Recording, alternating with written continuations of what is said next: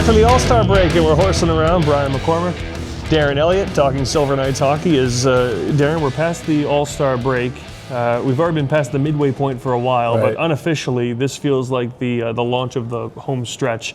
And for the Silver Knights, that means a lot of hockey in a pretty short window of time. Yeah, and what that means is it can go one of two ways. Well, I guess it could even if it was fewer games. But point being, if you get on a good run, you can get to the end of it and it's like, wow, how'd that happen?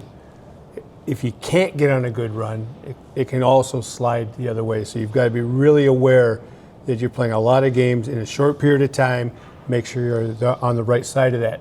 Silver Knights came out of the break with a split in San Jose, one of the better teams in the Pacific Division. So we'll talk about the good and the bad from this weekend at Tech CU Arena. Raphael Lavoie is going to join us. He just came back from a lengthy injury absence, and he's jumped right back into what he was doing before he left. Yeah. So good for the Silver Knights. They're getting that offensive contribution. We'll catch up with Raph.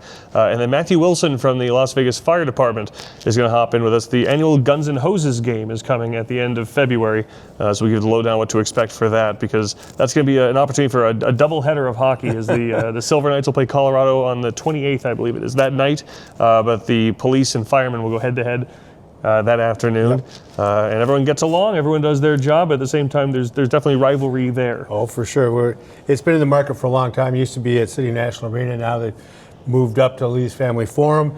And we'll just keep building it year after year to make it a packed house one day at Lee's Family Forum. So we'll give you the details so you can prepare yourselves and be ready for the Guns N' Hoses match. But let's look to last weekend for the Silver Knights again. Coming out of the All-Star break, 27 games remaining now, 29 at the start of the week. And just to paint the picture, Silver Knights currently in 8th. Yep. They are 6 points back of Tucson. 2 games in hand on Tucson, but with this past weekend, Silver Knights losing on Sunday, Roadrunners winning on Sunday. Silver Knights now have 1 fewer game in hand than what they had heading in. So when we get to this weekend, it'll be, I believe, 27 games remaining in a span of, I think, 56 days, 56, 57, something like that. The point is, that is a very compressed track to the finish line for the Silver Knights, and it's important for them to start getting going here. They have 6 games against Tucson this season, so there's absolutely head-to-head opportunity to make some hay there as well. But this weekend for the Silver Knights, we saw the really, really good and a little bit of the frustrating on Sunday. We'll start with the good. Saturday, the 4-2 win over the Barracuda. Carl Lindbaum back for his first start in almost a month. He was terrific, stopping 28 of 30. And one of the better road games the Silver Knights have played this season. Against, like you said, a top opponent. And again, Carl Lindbaum, you didn't know what to expect coming after an injury. We should probably expect this now because he's done it before. He was, the difference maker. It was a good hockey game, and the HSK, that was as solid as you said, as I've seen them play, and you see all the games. But that was, you were hopeful for a sweep. Let me put it that way. It puts you in that frame of mind where they're playing so well. They've been good defensively all year, backed up by that kind of goaltending, makes it even look better and stand up in a victory. But the sweep wasn't there, and it's going to take some sweeps, like you've talked about, because you just mentioned where they are in the standings. Yes, you play Tucson head-to-head, so maybe you handle your business there. But now your games in hand don't cover the point differential. Right. So it's it's time. And I think you kind of expect at some point that the Silver Knights are going to catch a little bit of fire and string some wins together, just because right now we can say among their best players, there are so many who are all playing well. I know. Tanner Lazinski has, I want to say it's 20 points in the last 15. Raphael Lavoie has been point per game since he came back. And let's stick for the moment with Carl Lindbaum, who they were without for a long stretch of time, comes in, stops 28 of 30. I almost wonder if we're not appreciating the season that Carl Lindbaum is having. I don't think we are. And it's because of the call-up. And the injuries, right? So it's like been all the sample sizes have all been really good. They just haven't been contiguous. Yeah. His goals against average, I believe, is .207, so a hair over 2. Right. And his save percentage is .928. Right. Those are ridiculous numbers, and he was going to be an all-star if not for the injury.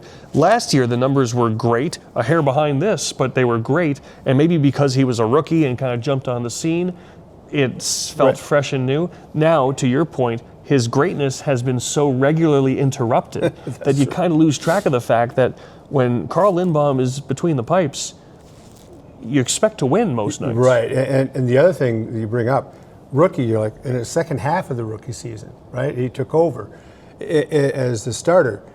This year, sometimes it's hard to follow up a rookie campaign like that, and he's done that and then some.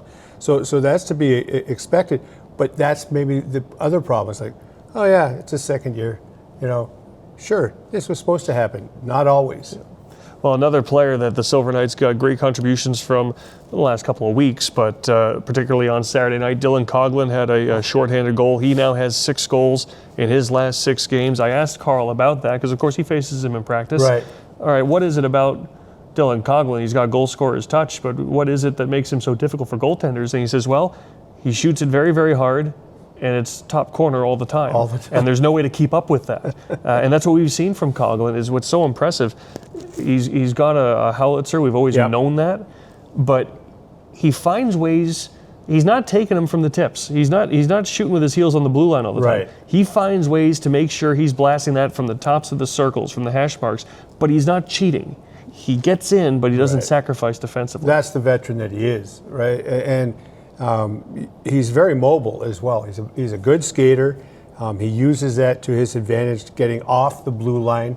But as you said, not cheating and putting his team in peril if the play doesn't develop as he anticipates.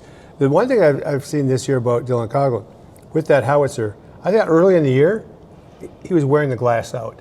Mm-hmm. He always going top shelf, as Carl Lindbaum knows and explained to you, but he was missing the net high and wide an awful lot.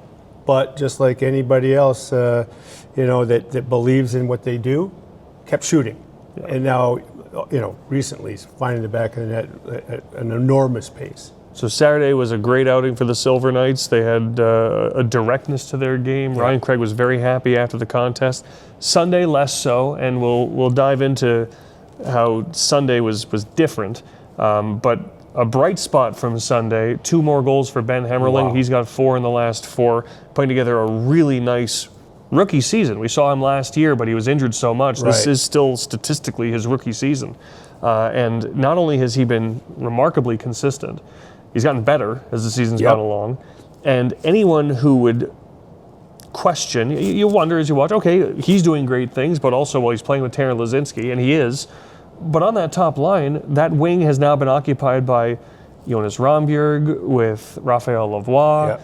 Jackson Hallam was great there over the weekend. Right. But Ben Hemmerling is not a product of his environment. He's a driver on that line. Yeah, and I think he gained a lot of confidence playing with Rambjerg and Lazinski for a while, got his season going, and he's continued to go. So the confidence for a young player, as you said, really in his rookie AHL season, he's continued to find the net. And again, good hands, pretty big body, goes to the areas where goals can be scored, which again is part and parcel. You play with some veterans, okay, I've got to do the dirty work, and he's continued to do that, and he's being rewarded. Another nice thing to see on Sunday, too, his second goal from a ways out. Now, maybe one that Laurent Brossoit would like another crack at. From distance. But still, I think sometimes when you have a young player, you know what they're good at. Or in Hemmerling's case, the speed. Right. We talked about this with Jackson Hallam. It jumps off the page. You can't ignore it, and you don't want to ignore it.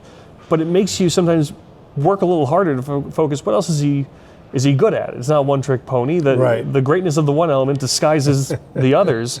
Ben Hemmerling's shooting the puck, and he's got a much more accurate release, a much more dangerous shot than I think people realized early in the season. Yeah, maybe even him. Because of the situation. He's playing on a line with veterans with his speed. What was he going to be? He was going to be the F1. He was going to be the first forechecker. Right. That was his role on that line. And then when you're successful, move the puck around, where'd you go? Front of the net. Mm-hmm. And so that was success. And then other aspects of the game start to,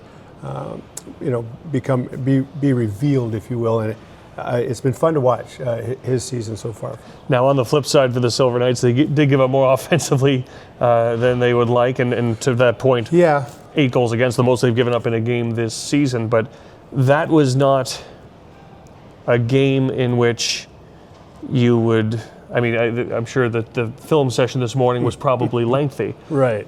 that game was out of control in both directions. Right. This was 4-4 with 2 minutes left in the second period.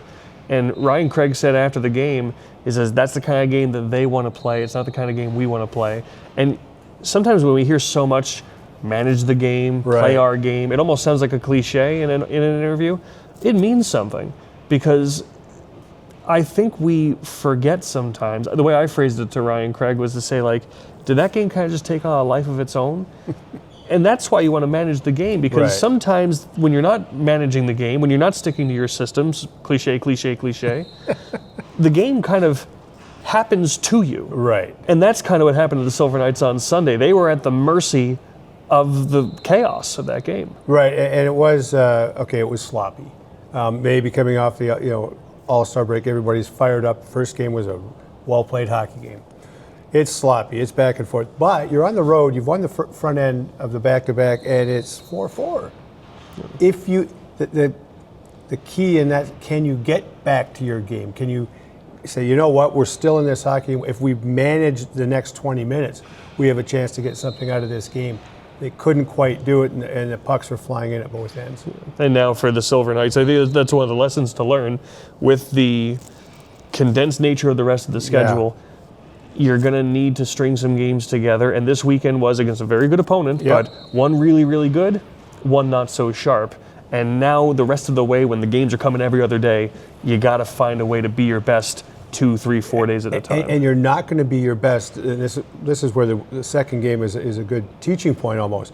You're not going to be your best in every single game for every 60 minutes. So when you get a game, manage the time and score as much as anything else. It dictates what you should allow yourself to do. Let's just get back to some fundamentals and take some opportunities instead of forcing it and hoping for some chances. Yeah. And that's maturity, if you will. But I hope that's part of this end of the season, where there's so many games in so few days. One thing that is a benefit for the Silver Knights on that front too, you need your whole lineup going 1 through 20 for sure. But if you're playing to your strengths, we've mentioned again, Carl Lindbaum has a .930 save percentage.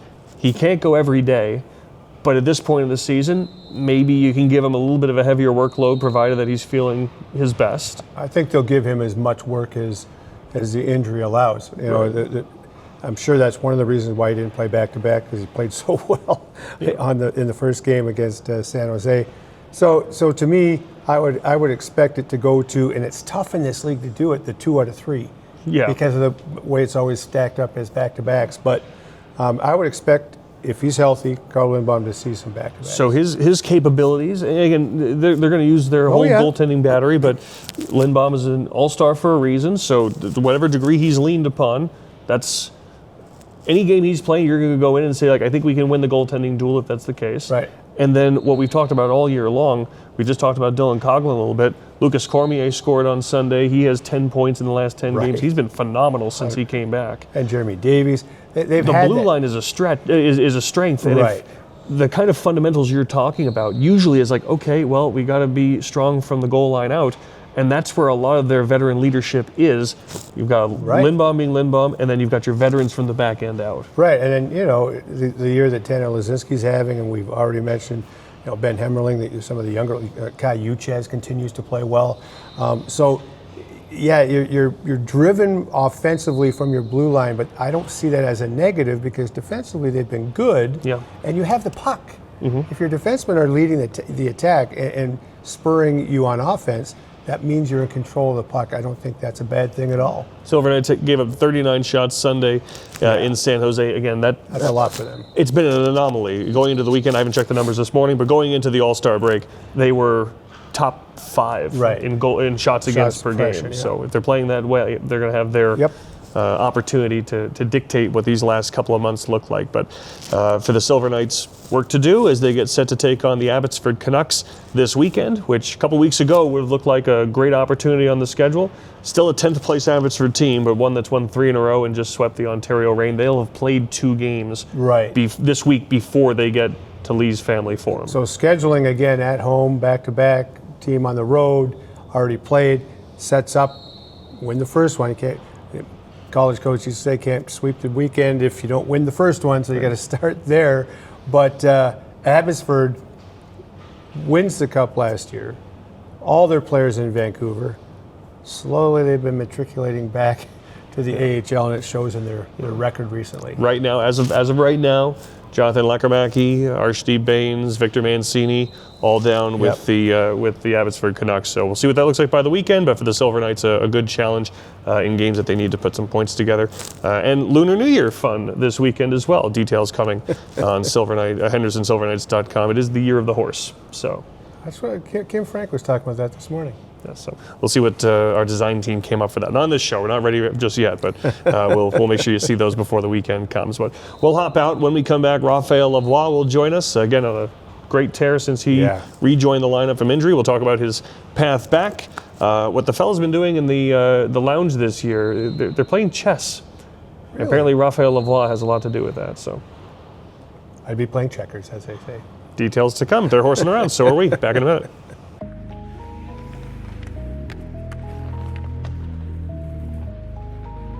Yep.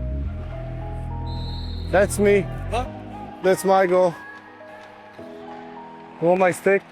You can take it if you want to. I don't really need it. Hey! Oh no! I got you! Huey's the best coach ever. Nice ball. I know. Yeah, you know. I mean, you know me. 7. Say something about yourself. But what? About yourself. No. Nothing about the goalie coach. Well, he does a great job that he does with the goalies. I'm not saying anything. I heard he's a good guy, though. Well, he's a really good guy. He's a really good guy? He's one of the best. He's a better guy than he was goalie coach.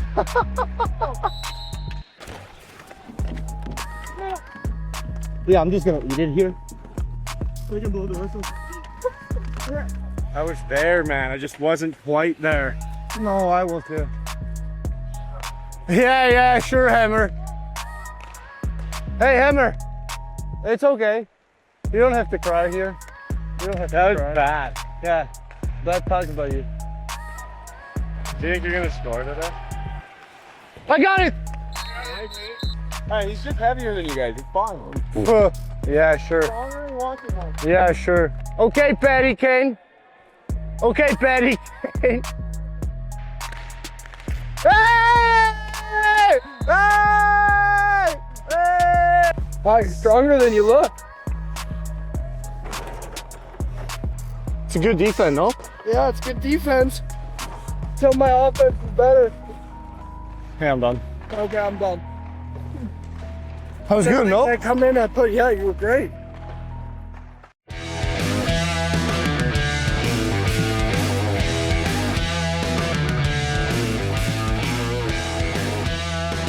We're back. We're horsing around. We're joined by Raphael Lavoie in his second season with the Silver Knights and having a terrific season. Raph, thanks for joining us. You were out for a stretch of 26 games, so it was a pretty lengthy absence, but you've jumped right back in and found your game right away again. It must feel good to be back in the lineup.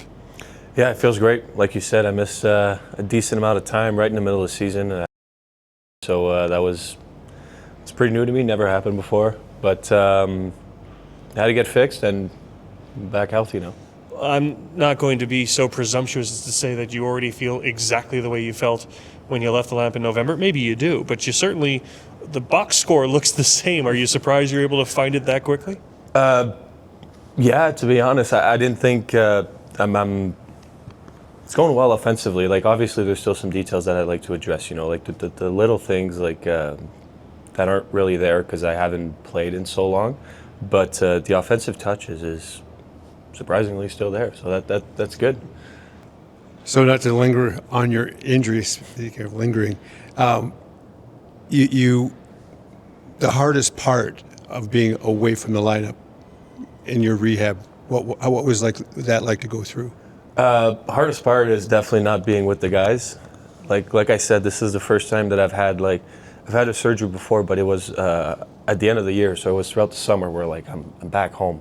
It was the first time that I've been away from the guys, like the environment, like, you know, and I think the guys were on the road for the majority of that time too. So you come to the rink and you're only with like 2-3 other guys that are injured, and you know, not to harp on them, but like the environment's much different when we're 30 guys at the rink versus when there's 3 of us. You know, like the life, the you know, like we go on practice, and you know, you mess around with the boys on the ice, you mess around with the boys at like before games, like on the road and stuff like that. Like the camaraderie, I don't know, like the friendship we have, and like it's just not there when you're injured, and that was harder than I thought it was going to be for me. Like I, you know, missed the boys. Yeah. Well, we've talked about this for a couple of guys who have had lengthy absences. Lucas Cormier did. Carl Lindbaum just came back from a month out of the lineup. Everyone who's come back has had a really good return. The first couple of games they've jumped in, been instantly impactful. Maybe that's part of it, that you're just so happy to be back to your regular routine. Everything feels great. Yeah. No, I mean, I remember the first game I played in San Diego, I was looking around and I was like, this is so fun. Like, this is unreal. Like, you don't realize until you don't have it anymore. But like once you come back, you're like a lot of gratitude to like just hang out with the guys and stuff like that. Well, Raph, that first game back in San Diego, you had you scored a goal on a one-timer, and you had an assist on a one-timer that you basically just drilled it off of Mitch McLean. So the one-timer was there. That didn't take any time to dust the cobwebs off of. And I do wonder, for a player like yourself, where your shot's been well known your entire career, everyone knows that you have a cannon. Have you always had that? Were you a 12-year-old who had a harder shot than everybody else, or did you develop that over time? Actually, yeah, I've always had a really good shot, but I didn't used to do one-timers. It was only like wrist shot. Like I'd started doing one-timers when I got pro, and they were like, you don't have time to like catch it and like cradle it and shoot it like you want. You have to be faster than that, so you have to do one-timers. But yeah, I've always had a pretty good shot. Hitting the net's always been a challenge, but yeah, the one-timer really came when I started playing pro. And not to put you in the pressure situation of lumping you in with huge names, but that one-timer from the right dot has been dangerous for years and productive for years. And when you think of, we always laugh, Alex Ovechkin, Steven Stamkos, guys who have similar success from that spot on the rink, and you say, like, everyone knows that's where the puck is going. Why is no one getting in front of that? They keep blasting it through. Similarly, I'm sure everyone knows on the power play it's going your way. You still get your shot through. Is it just that heavy of a shot, or is that something you have to tactically find ways to get your shot through? Yeah, I mean, you have to find ways, like you said. It's the same if you watch all those guys like Ovi and Stamkos. Like, well, who's on the other side? You know, like we have Connolly on the other side. We have Corms on the other side. Like, if you just sit a guy on me, then these guys are going to dance you, and then you have somebody else at the net that's wide open. So at a certain point is like pick your poison. So when Cons is walking in and he's shooting, well, he can score as well. Like when Corms is doing a one-timer from the top, well, he scores as well. So it's just like, you know, cat and mouse game. What are they covering? What's open? And then eventually, well, if I end up open, then, you know, we use me. But if you look throughout the power play, everybody else is getting their looks too, and you know they're generating chances as well. How much of it is the pass and getting yourself set up to receive the puck to get the shot away? I mean, pretty much the whole thing's the setup. You know, like yeah, my shot's hard, but if the goalie's just sitting looking at me, it's going to be hard. Like the San Jose goal that Sapo scored. Well, it starts for me. I go to Corms, and it's like one touch to Cons and seam right over. Like goalie doesn't have time to come back, right?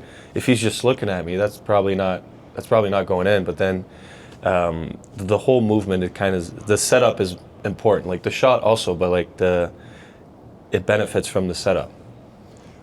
Jumping gears, you talked about when you were younger. Did you play other sports, or were you just hockey 12 months a year? I was actually a big skier. I was a ski instructor when I was 13 years old, which is Instructor. Yeah. I was teaching people how to ski. I was always a big skier, and we had an Olympian in our hometown, and my dad was a mayor, so he ended up like talking to him. Was like, hey, like my kid's like pretty good at skiing. Like, do you want to like go, you know, like see what he's got? And then so I went with him a few times, and to a certain extent, we were like, oh, like what, you know, we have to like pick and choose, because hockey was starting to be more serious at like 13, 14 years old. It requires like more time. Sure. And so I ended up picking hockey, and I had a job as a ski instructor, but they never paid me. But yeah, I didn't give them what's it called? I didn't even have a bank account back then, so I was just working, and I was like, "You guys should pay me cash," and they were like, "We're not going to do that," and then they just never paid me. Well, this case is still open. Yeah. But Rav, it's Olympic time. Everyone's watching skiing right now. Were you just get down the hill, or did you do some slalom? What'd you do?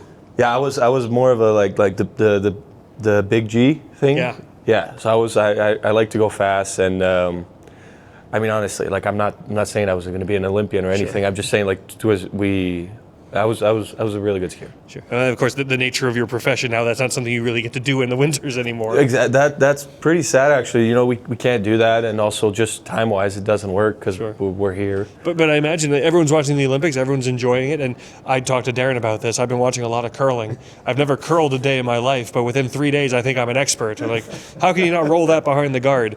But you actually can probably, if you have the time to sit down and watch some skiing, you're watching it with a far more analytical eye than I would be. Yeah, I mean, it's crazy what they do. Like, they're going so fast. It's obviously to another level. But, yeah, it would have been something that I would have liked to do. Speed skating, same kind of thing. It's the same, but it's different, and it's gotten so specialized. Do you watch any of the? We were talking a little bit. You haven't been able to watch as much Olympics as you want, but if you have time and you catch up to it this week, what sports intrigue you? I mean, I love the hockey, but the skiing is really nice. Like the moguls are when they're going down the bumps, and that's really sweet. The freestyle, I like the half pipe on the snowboarding. I think that is insanity how high they go and like all the stuff they can do. I mean, everything. The more you learn about a sport, the more you realize like how good they are at it, and then you like start to appreciate it more. Like you watch what the guys do, and you're like, wow, this is like so hard.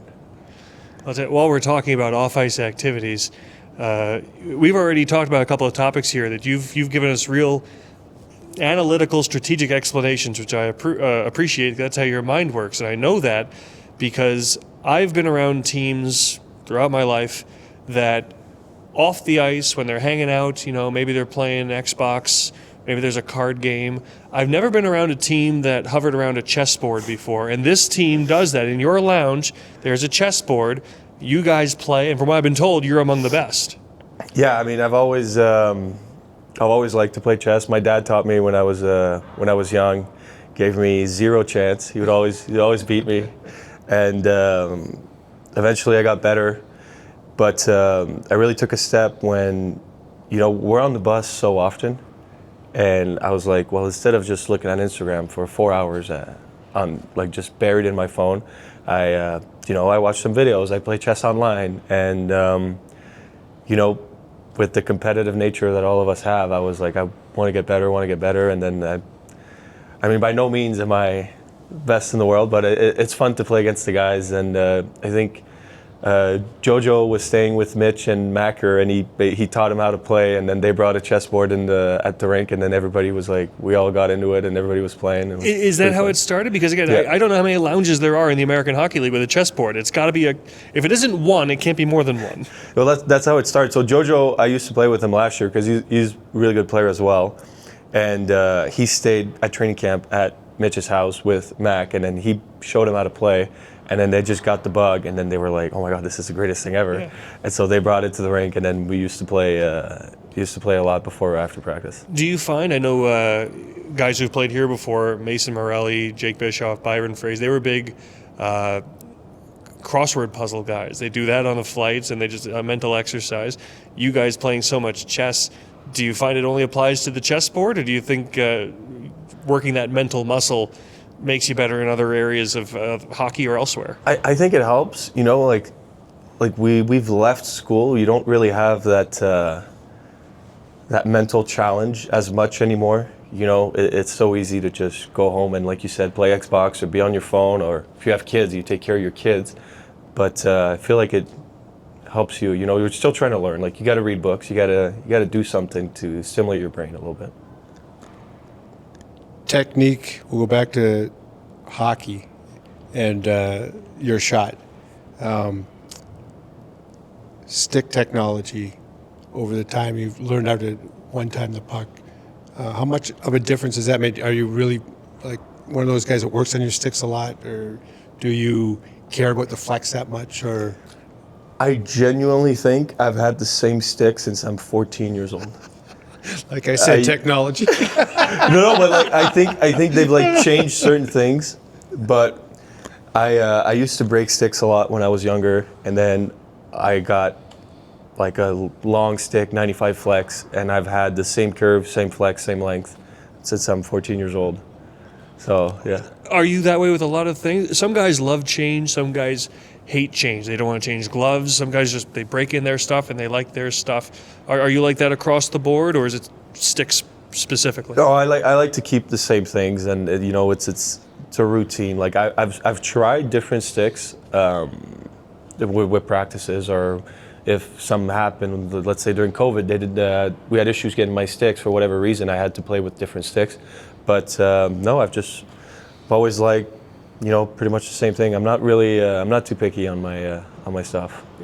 Oh, we've talked so much about the shot, and we're going to talk more about. We have no choice. You're here. We got to talk about it. But I am curious. You know, just overall this season, when you've been in the lineup before and after the injury, point per game player, and you've been effective in so many ways. The one-timer is patented, but you're so much more than that. I wonder, is this another season, your progression as a professional, has the game slowed down? You've just been so shift in, shift out effective. Have you grown as a player that you're seeing the game differently? I'd like to think so. You know, I mean, I'm not towards the end of my career. I'd like to think that there's still a progression that I'm doing pretty much every summer.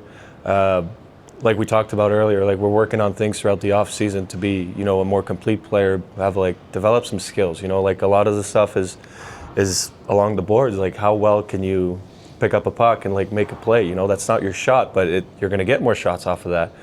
Well, if you don't mind, since we have you here, we call this podcast Horsin' Around, but for guys who are horsing around, we sit down an awful lot.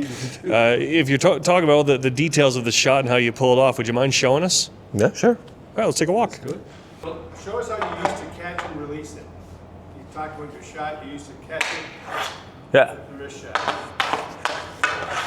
Okay, so the idea, you want to have the puck in a good placement. If you're too forward or too back, you can't shoot it, right? I like it about like maybe just behind my toes, because the more I lean over it, you know, you put a lot of weight on like the smallest part of your blade, so then you generate a lot of force through that. So when I catch it, I'll put it here, and then you just like, you lean on top of it and you like add a little spin to it, and it goes a lot harder than if you just shoot with your whole blade like on with it. And sometimes I wonder, Raph, too, because some players who are just learning how to shoot, you know, it's a big sweeping motion. But for you, that bottom arm, you don't want it out. You want it kind of underneath your shoulder. Yeah, exactly. Like you said, you want to shorten your runway, right? You don't want to be a big 747. You want to be a fighter jet. Like you want to be able to take off on an airplane carrier, you know. So the shorter you can make it, the more time you're going to have, and the more chances you're going to be able to get your shot off. Because if you go all the way back and you go all the way forward, everybody can read that you're shooting. If you start from here and you shoot here, it's a lot more. There's a lot more deception. It's a lot quicker. It's a lot harder to counter, basically. Let's get another catch and release here. So if I go here, it's just like.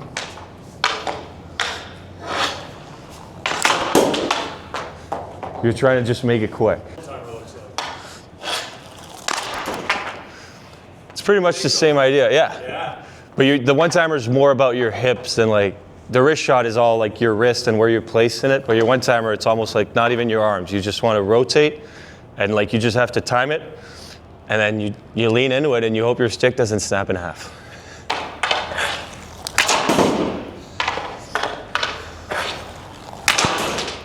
Another good point you make is that, you know, for any youngster who's getting this down for the first time, you want to get your mechanics down, but eventually you need to be able to do it off of a hard pass. It's not always going to be laid in there because you're trying to beat the goalie post to post. Yeah, that's the biggest problem that eventually you start hitting is like the puck's not always at the perfect spot, you know? As much as I like corms and cons, it's not always going to be in the one exact spot you want it, but if you can hit pucks that are if you have a bigger range of what you can hit, you're going to score. You're going to get a lot more chances and more goals because. And how much of that is your footwork then to adjust to the puck coming to you? That's the big part of it. Yeah, exactly. Like if you put it behind me, instead of hitting like this, if I move and then it's at the right spot, it helps me. But so there's a lot of you have to be light on your feet, be ready to move and hit everything. Give another rip. Let's see it.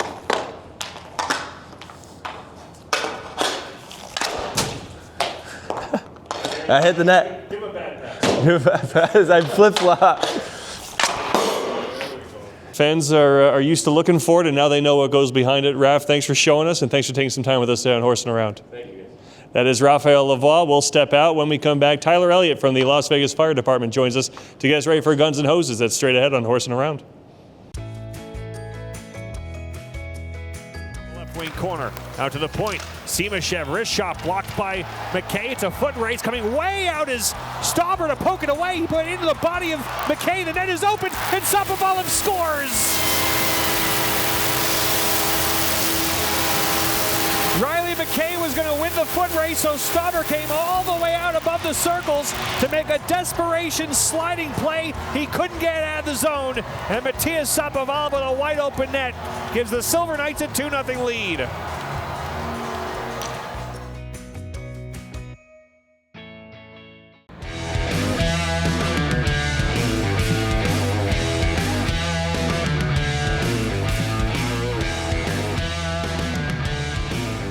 Back, we're horsing around. Brian McCormick, Darren Elliott. Fun catching up with Raphael Lavoie, who has a lot of power behind that shot. Now we know why. Hey, we sure do a good demo. And, well, we got to do more of that on this show, right? We got to get off these couches every now and then. But hopefully everyone in the Las Vegas area who's watching gets the pointers they need to perform better on the ice themselves. And that might include our friends with the Las Vegas Fire Departments and Police Departments. Yep. They're going to be going head-to-head on February 28th, the annual Guns and Hoses game, which is so much fun every year and for a great cause. And to get us ready for that game, to get us prepared, what we can expect on the ice and off the ice, we have Tyler Elliott, who is a fireman for the Las Vegas Fire Department and a defenseman who, unfortunately, he's like so many players in the NHL. Organization even. Right, working through injury. He's on his way back, but may not be ready for puck drop on the 28th, but that doesn't mean he can't give us some great insights on what we can expect. Tyler, thanks for joining us. We appreciate it. Absolutely. Thanks for having me. Happy to be here. What can you tell us about, first of all, before we get to the date itself and the beneficiaries of this event, the rivalry that exists between firemen and policemen on the ice? I think fans think that there's probably a lot of bragging rights on the line here. There absolutely is. I think that in every sport where you have cops and firefighters representing, we aren't quite to the level that Boston and New York might have their rivalries yet, but we're trying to grow it, which is, I'm thankful that you guys are helping to spread the word for that. But we are the same team, right? We're all, first responders, and it's a brotherhood, sisterhood that we embrace one another. But of course, we give each other, the what for back and forth. We firefighters like to joke that the cops didn't do as well on the firefighter exam, so they had to take the second best. We're a couple of weeks away from the game, and you guys see each other out doing the job all the time. So, has there already been some chirping back and forth, some razzing, getting ready for puck drop? Definitely. There's a handful of guys that we run into both out there in our job or on the same calls. We'll often see one another, but also out on the ice or in other sports that people participate in. I myself am really big into hockey. I've been playing for 30-something years now. It's a major passion of mine. So when Matt, the president of our organization, Sin City FD Sports, gave me the opportunity to be on the board, I jumped at it. So, hey, as long as I can, jump in on the hockey side of things, But we don't only focus on hockey or just one sport. We support others too. The basketball game. And I'm talking about cops versus firefighters as well. Baseball game, which we recently had over at the in downtown Summerlin. I don't know if you guys heard about that one, but that was a great event. But this one, we're going to try to make our annual big fundraiser if we can and grow it like those Boston and New York guys. I said maybe we have to fight each other more on the ice to bring in the fans. As long as they don't fight in the stands. Yeah, exactly. Security should be covered. One of the things about this game, I know it's gone on for a long time, but it seems like you guys are now come together more as one organization. I know the hockey game was at CNA for years. I know you've participated in that in the past. Tell me how the organization's evolved. Well, you're right about that. The organizational responsibility has changed hands quite a bit over the years, and I think part of it was we didn't. I don't think there's been enough interest drummed up here in the Las Vegas Valley to really get people interested to participate. So as such, it's been tossed around a bit. A station mate of mine, Matt Wilson, who I referenced earlier, he's spread himself thin in more than just this organization. I often joke with him. I'm like, if I was married to him, I just don't know how. His wife should divorce him by now, and I don't think he faults me for saying that. She probably, if she listens to this, she would laugh.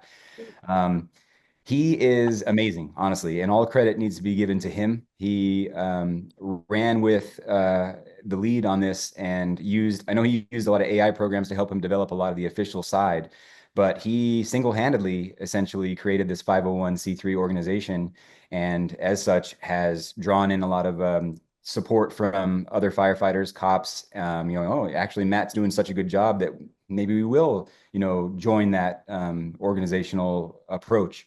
So I think this is year one for us, and hopefully in years to come, we'll, drum up enough interest to maybe build those games and fill that arena that the Silver Knights have there. Tyler, you're telling us a little bit about Sin City FD Sports, which is this year's beneficiary. Every year there's a charitable target. That's this year's. And I come from a family of cops and firemen. Both my parents were police officers. And something they told me often was how important these community outreach efforts were, not only to protect the community, that's a huge part of it, of course, but in your line of work, a lot of the time that you get to interact with citizens, it's not their best day. There's a fire, there's an emergency. It's very important that they get a chance to interact with officers and first responders in an atmosphere that is building, encouraging, positive. And whether it's Sin City FD Sports, the police officers have police athletic leagues, things of that nature. That's why it's so important for you guys to have this impact on kids, on citizens in these positive environments. That matters. Oh, absolutely. And it works both ways, for the community that we serve to see us in different capacities, not just in those worst moments like you referenced, but also seeing us do what we love, and engaging in that community back and forth, getting cheered for, doing something that we're passionate about. And honestly, being able to play in venues like the Lee's Family Forum, it's just such an honor. And it feels like, you get to live out your childhood dreams. Firefighter and cop, I know is also a childhood dream, but there was a time when I thought, I might be an NHLer one day, but yeah, that's a select group. But no, it is amazing, especially as an outlet for our brothers and sisters on the fire department and the police force to get that community engagement and feedback. That, to me, necessarily fosters a positive mental health, physical well-being for our active duty members and retired firefighters and retired cops. So it's wonderful. But we're talking about community and the importance. How important is it to include the families of everybody that's involved? Because that gets to show them that they're part of a broader community, if you will. Yeah, that's a really good point, Darren. My wife, my kids, and all of the families of our first responders, they are often kind of maybe neglected or forgotten in this whole equation. They have sacrificed often as much or more than we do. Our shift work is demanding. If I pick up any overtime shifts, then it's just, half of my life I could be spending time at the firehouse. So it's not lost on us that they're a huge part of this whole approach. Our having them come and support us is awesome. Like we have my wife has a jersey with my name on the back, and so she loves wearing it when she gets to come support us, and my mom as well. So yeah, obviously the support that we get from our family members is paramount, and if we didn't have that, I think first and foremost we'd be lost. Okay, so we've talked. You're obviously a big hockey fan. Take us through your hockey background, who you cheered for, and why. My dad was from Buffalo, New York, and he was a huge Sabres fan. So when I'm being raised here out in Las Vegas since I was 2 years old, you're not, this isn't really a hockey community. You know, we're out here in the desert. There was only one sheet of ice over at the Santa Fe, if I can remember. Yeah. I remember going to watch him play out there. He would wear a yellow helmet so that when I was sitting in the stands, I knew exactly which one he was. He wore number 4 for Bobby Orr. He was also a defenseman himself. He got me so interested in the sport that it was what I lived and breathed when I was a kid. I just dreamt about it. I was playing street hockey in our cul-de-sac with the neighborhood kids. And when there was the opportunity to join roller hockey teams, when I was maybe in my 9, 10 years old, we started playing a little bit of recreational organized roller hockey. Still, they didn't have anything for ice though at the time. The only ice time I ever spent was going to birthday parties out at the Santa Fe, for example. And from there, honestly, once I got my driver's license, I stopped doing all the sports, and it was all about, the girls and all that. I went off to college in San Diego State. When I finally came back home, a group of guys that I had grown up playing roller hockey with had jumped into the ice scene over at the Las Vegas Ice Center. So I jumped back in around 2011 or so, and I never looked back. And it's been a weekly recreational activity that if I don't do, my mental health suffers. You can ask my wife. Well, Tyler, that's a neat thing too, because we've gotten a chance to meet some of you guys during these games the last couple of years and talk to some of the different officers and firemen. And you're an example of someone who grew up in Vegas and saw this market change into a hockey hotbed. But you guys have people from all over who have moved to Vegas. Right. Maybe it's the second chapter of their life, but you've got a pretty broad selection of guys from across the country who had their own different hockey upbringing. So it is kind of an example too of, again, on and off the ice, how the Vegas community builds from people coming from all over. Yeah, definitely. I think Vegas, I think, is that kind of unique city that draws people, from all over in all walks of life. I've met a ton of guys that were also from Buffalo, and it was Here at the rink, I think. sense, and or any place over there on the East Coast where hockey's a lot more popular, and things that you do as a kid, it's just part of your upbringing. Oftentimes I wish, man, I had been growing up over there, because who knows, if I was a Minnesota native, maybe I'd be over in Italy right now. You don't know. I say my wife is from Buffalo. Everyone's from Buffalo. It's just, everyone just throws their Bills T-shirt on and walks around all day, and they just identify themselves. They don't even make you have to ask. I was on the Canadian. I lived in the Canadian side of Buffalo, so I was a Canadian version of being from Buffalo. And part of the mafia. But Tyler, we've got you on today. We'll have an opportunity to hear later on some of other channels from someone from the police side. But you have the first opportunity to analyze how this game is going to be on the 28th, the Guns and Hoses game. This is a matchup that the fire department has pretty much owned in recent years. First of all, what do you expect? And secondly, I'm just curious, does this fall into part of the recruiting at the academy, or do guys get certain shifts off if they're willing to play penalty kill? How does that work? Yeah, there's no special, treatment for participation or the lack thereof. So I would say, yes, it's true that in the recent few years, the fire department has had an advantage in this game. That's not something I would like to have happen. I really think that one of the things we need to have to grow this interest in the community is that it would be more of a competitive game.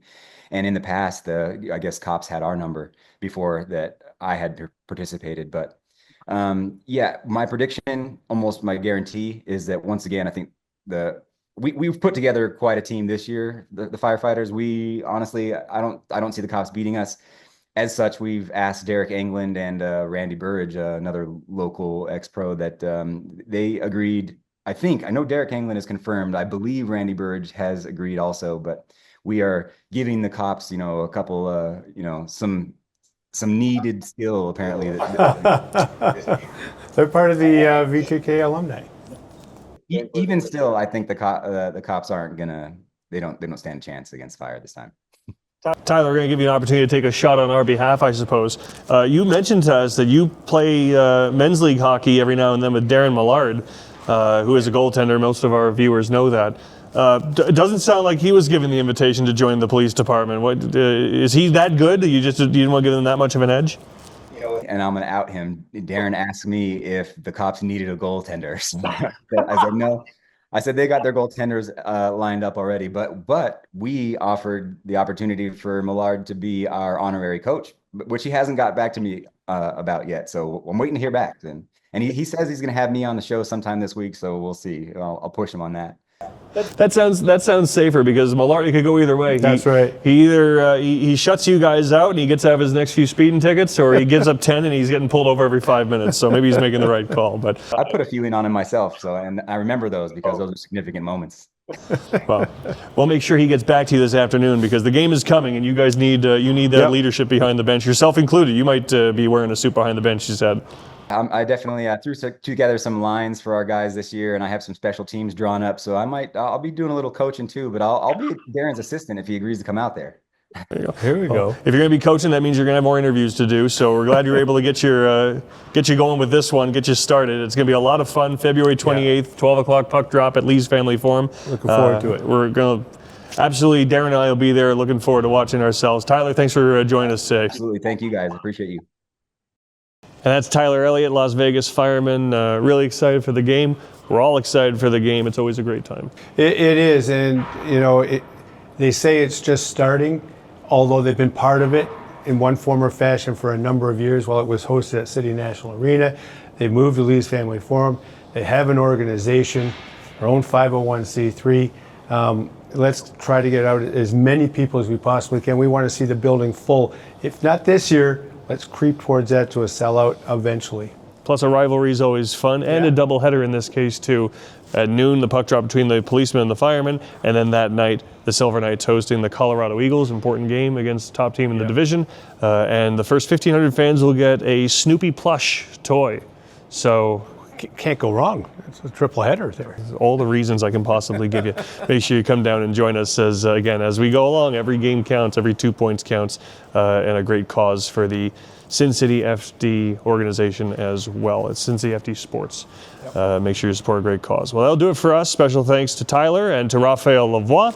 We'll see you next week. Silver Knights, again, 2 games this weekend against the Abbotsford Canucks. Television game this weekend as well on the Spot Vegas 34. So lots of ways to get your HSK dose. Hope you join us, and we'll be back here next week. Horsing around. Huzzah.